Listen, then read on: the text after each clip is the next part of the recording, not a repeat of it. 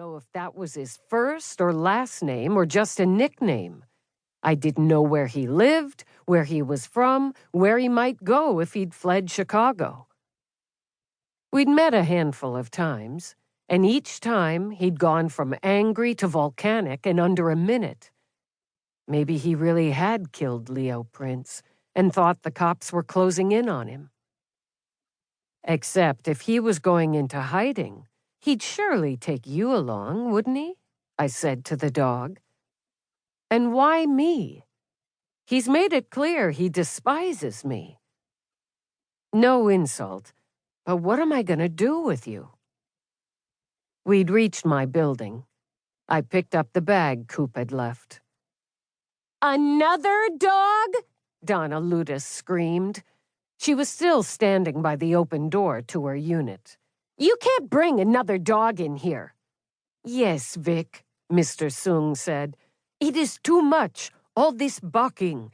And then we never know if someone is breaking in, wanting to shoot you, but maybe hitting one of us by mistake. Mr. Contreras usually speaks up for me, but not tonight. Mr. Sung was only reiterating what he himself often said, albeit more sympathetically. Why did I hurl myself into danger? Didn't I care none about the people who cared about me? Peppy and Mitch didn't help. When they saw me escorting Bear up to the third floor, they began barking and straining to follow. They didn't want some interloper taking attention that belonged to them. The fucking last straw, Ludus cried. I'm going to the management board in the morning to demand they evict you. 3 dogs, when the limit is 1? Ludus represented our building with the board of the company that managed our property. She was a junior associate at one of the big downtown law firms. She worked 90-hour weeks, the way all juniors do. I knew she was sleep-deprived. I knew I was not a congenial neighbor.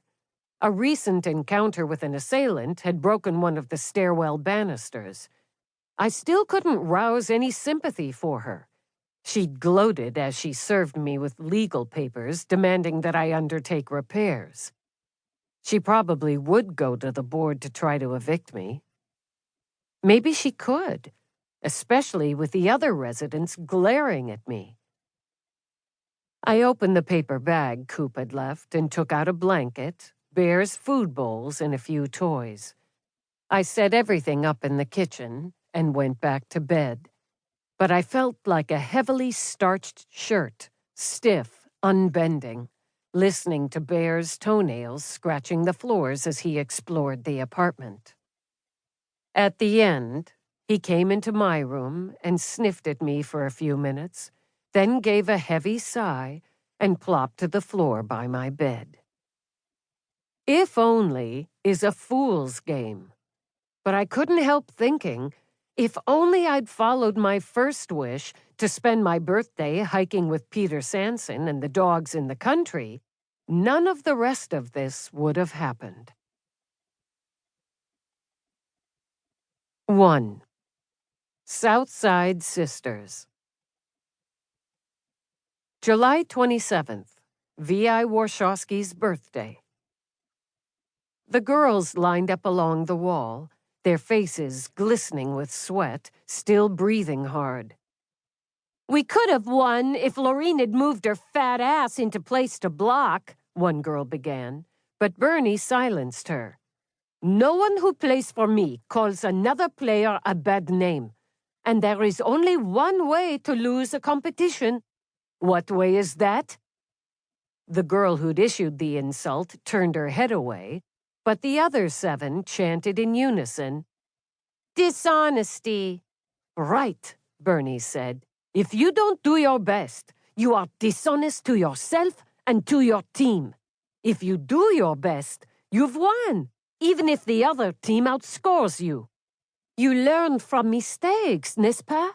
Losing a match is only a loss if you don't learn and grow from it. Yes, coach.